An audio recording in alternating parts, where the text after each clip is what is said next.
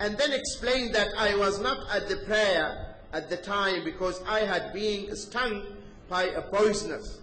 He said, I was not at the prayer at the time because I had been stung by a poisonous scorpion.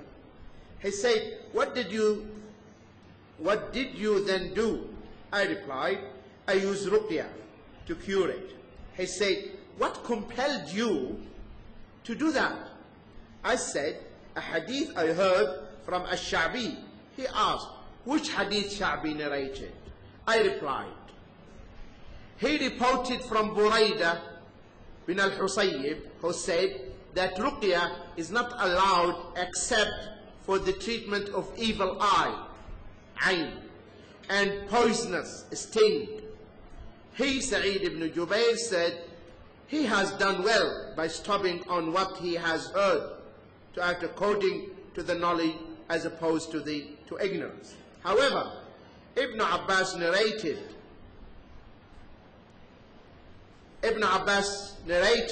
that the Prophet ﷺ said, all nations were made to pass before me, and I saw a prophet with a small group with him, and a prophet with 2 or 3 people, and a prophet with none. Then there appeared a large group of people, which I took to be my nation, my ummah. But I was told that those were of Musa and his people. Later, a larger group appeared, and I was told that those were my people. Among them were 70,000 who would enter paradise without reckoning or punishment.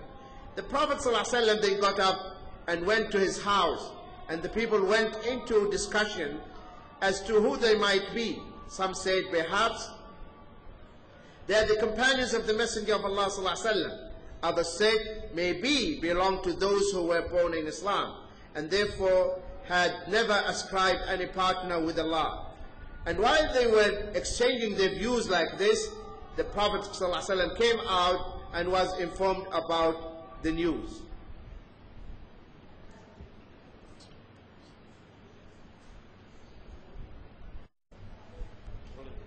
He said, those people are those who do not treat themselves with ruqya, nor do they believe in bad or good omen, nor do they get themselves branded or cauterized, but they put their trust in their Lord. On that, Ukasha ibn Muhsin got up and said to the Prophet ﷺ, invoke Allah to make me one of them.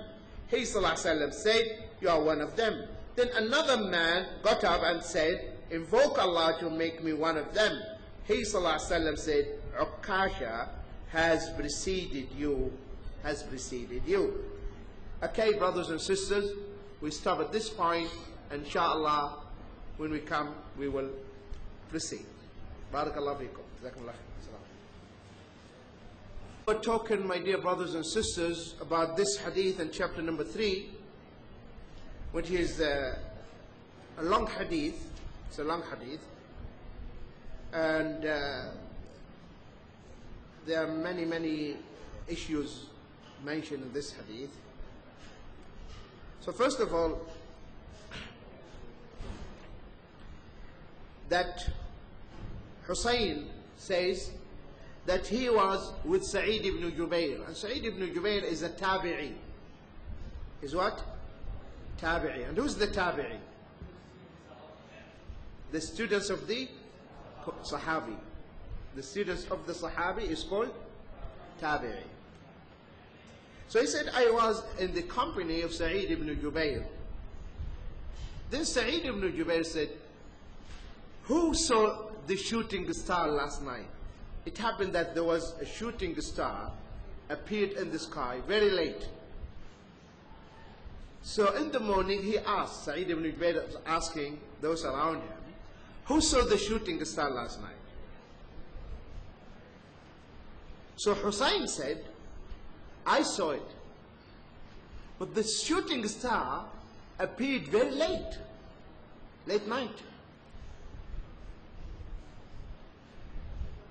So only a person who's awake at that time would be able to see it. Are you following? And in the past, the Muslims, they would go to bed early.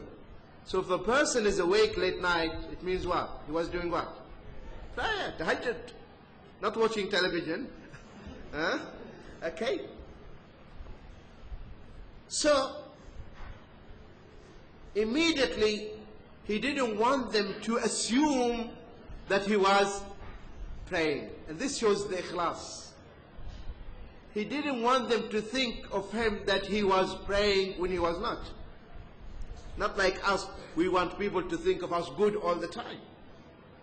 Because we have a problem with ikhlas. As subhanallah, subhanallah, sometimes a person, if he's fasting Monday, he wants the whole dunya to know that he's fasting Monday, you know. If he's fasting, he will be hinting it, you know, brother, fasting is good, and so that you know that he's fasting Monday. Or if he made tahajjud last night, he wanted everyone to know that he made tahajjud. Because there is something wrong with the nafs. But the sincere people are the ones who try to hide all their righteous deeds. They do them only for whom? For Allah. So he said, I was not praying. The reason I was awake, because I was stung by a scorpion. I was bitten by a scorpion. That's why I was awake. I was not praying. Okay? Are you following? Then he was asked, what did you do then? When you got stung, bitten, what did you do? He said, I made ruqya on myself. That means I read on myself. Ruqya means spiritual cure. Spiritual cure. Because the cure can be two types of cure, spiritual and material. Spiritual and material. The material cure, medicine, is something material. So, tablets, syrups, a medicine you take, which is something material, has been developed in laboratories, or something spiritual, which is the Quran, from the Quran. Ad'iyah, dua. So this is spiritual cure. And the Quran is a cure. Not only spiritual cure, and material cure as well, the Quran. How? One of the Sahaba, Abu Sa'id al-Khudri, they were traveling and they encamped in the desert, they formed their own camp next to one of the Arab tribes. But unfortunately, this tribe, they did not tell them welcome. So what happened? The chief of the tribe was bitten, got bitten by a snake. A snake. And the poison went into his body.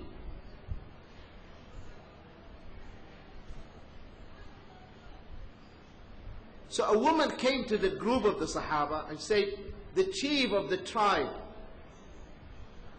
has been bitten by a snake. Can any one of you give him a cure? Read on him. So Abu Sa'id al-Khudri said, yes, but we are not going to do it freely. You have to give us something, because you did not receive us as guests. So we're not going to do it freely for you. They said, we're going to give you a flock of sheep. So Abu Sa'id, he went with the woman to the chief of the tribe. And what happened? What did he do? He started reading on the wound and collecting his own saliva and spit on the wound. And he was reading Al-Fatiha. Alhamdulillah Rabbil Alameen. 7 times he read it. And the man was healed immediately. was healed what? Immediately. Without giving him any medicine, material. Though the poison already in his body. This shows that the Quran is a cure, not only that it will give you, it will elevate you spiritually, but also here the man was bitten, the poison went into his body, and the reading of the Fatiha cured him, was a cause for his cure by the grace of Allah. Are you following? So really the Quran, as Allah said, it is shifa. It is a cure, it is a remedy.